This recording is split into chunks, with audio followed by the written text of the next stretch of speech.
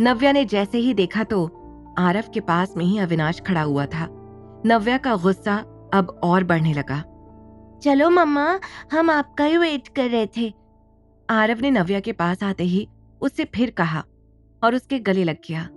नव्या ने आरव को हल्के से एक स्माइल दी। उसने अविनाश की तरफ बिल्कुल भी नहीं देखा और चुपचाप कार में बैठ गई। घर लौटते समय आरव अपने दिन के बारे में बातें कर रहा था। नव्या बस कहते हुए उसकी हर बात सुन रही थी। अविनाश भी बिल्कुल चुप बैठा हुआ था।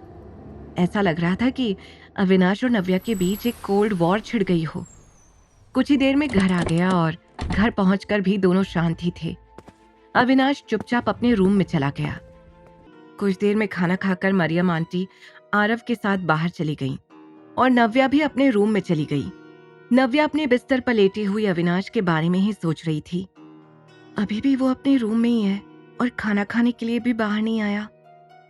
नव्या ने एक बार जाकर देखा तो अभी भी उसके रूम का दरवाजा बंद था। उसे अविनाश को लेकर टेंशन होने लगी। नव्या ने बहुत हिम्मत करके डोर नॉक किया, लेकिन दूसरी तरफ से कोई भी आवाज नहीं आई। अब नव्या को अविनाश को लेकर और ज्यादा टेंशन होने लगी। जैसे ही उसने आराम से दरवाजा खोला, वैसे ही नव्या शॉक्ड रह गई, क्योंकि वहां कोई भी नहीं था। आखिर अविनाश कहाँ गया? अभी तो रूम में ही था। नव्या ने खुद से बड़बड़ाते हुए कहा। नव्या ये सोचते हुए अपने रूम की तरफ जाने लगी। वो जल्दी ही अविनाश को कॉल करके उससे बात करना चाहती थी। वो अपने रूम की तरफ जा ही रही थी कि तभी उसकी नजर स्टडी रूम पर पड़ी।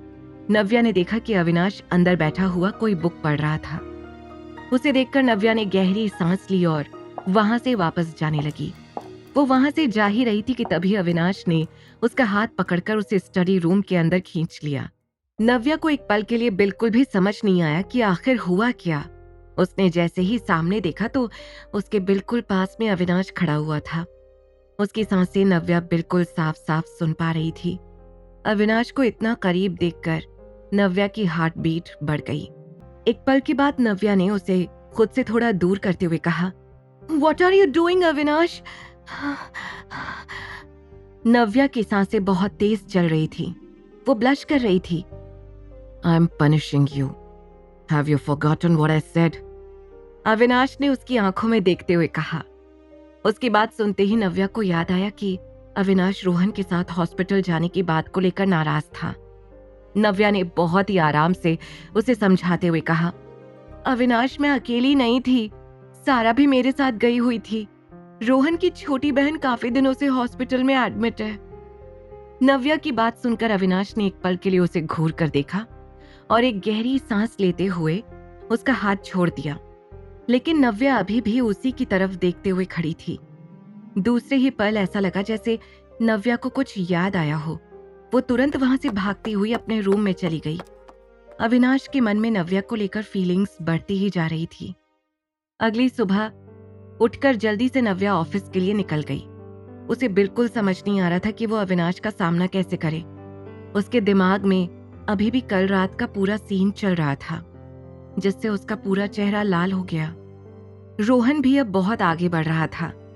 उसे हर बड़े डायरेक्टर की तरफ से फिल्म्स के ऑफर आने लगे थे।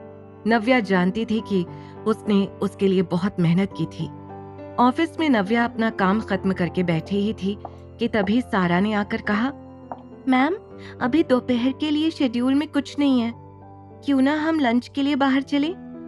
नव्या जानती थी कि सारा काम को लेकर बहुत मेहनत करती है और वो थोड़ी देर के लिए ऑफिस से बाहर जाना चाहती है। नव्या भी लंच पर जाना चाहती थी, लेकिन उसके दिमाग में अविनाश की बात घूम रही थी। इससे पहले कि वो सारा को जवाब दे पाती, उसका फोन बज गया। उसने मोबाइल देखा तो शुभम का कॉल आ रहा था। "हेलो शुभम, कैसे हो? क्या आज तुम फ्री हो? अगर तुम्हें प्रॉब्लम ना हो तो मैं कहीं बाहर साथ में लंच करने का सोच रहा था।" शुभम ने कहा। आगे की कहानी जानने के लिए देखें अगला एपिसोड सिर्फ पॉकेट FM के YouTube चैनल पर, और द रिटर्न के सारे एपिसोड्स को सुनने के लिए डिस्क्रिप्शन में दी लिंक से डाउनलोड करें पॉकेट FM ऐप।